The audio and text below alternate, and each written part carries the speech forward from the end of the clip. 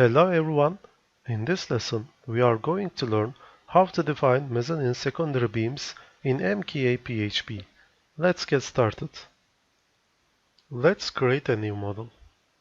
File menu, new project, and our project name is secondary beams.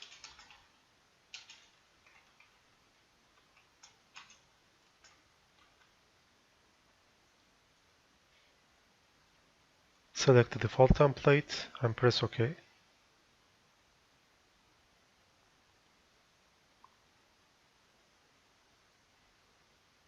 Our model is created. Let's add some mezzanine.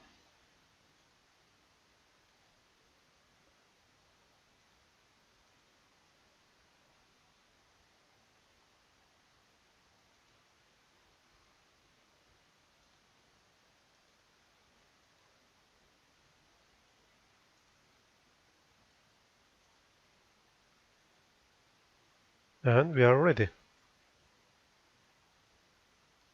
To design the mezzanine secondary beams, you need to click Secondary Beams tab.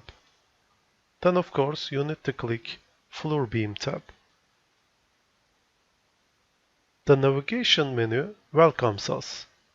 First of all, you need to select a hole. In this model, we have one hole, so column 0 is selected. Of course, if there were another holes, we should able to select here.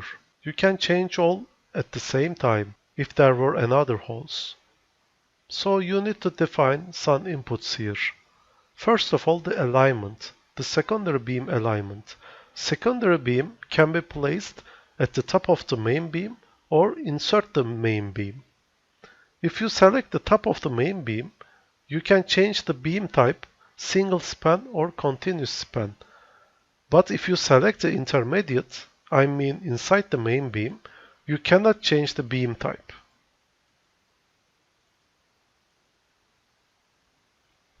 You can change the section here. You can use different shapes for the secondary beams. Of course, called format design available in here. I close here. And you can change the beam count. Let's reduce the beam count. And you see the distance between the beams are increasing. The results is changing simultaneously. You can see the cross sections capacity here and the deflection capacity is here. You can see a detailed report here. See you next lesson.